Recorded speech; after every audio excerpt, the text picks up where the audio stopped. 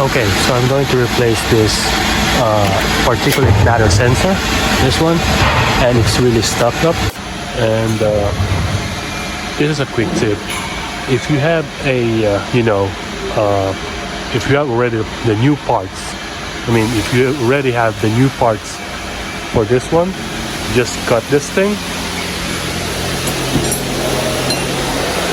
If you cut this thing, you turn this thing, that's easy.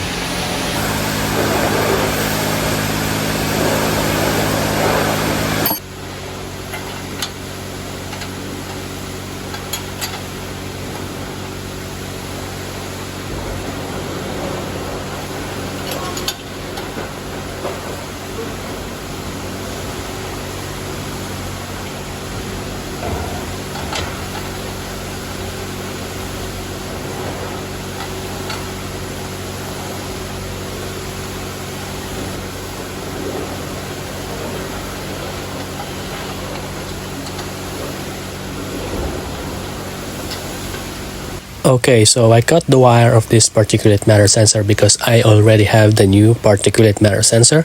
So just a friendly reminder, don't cut the wire if you don't have the new parts, okay?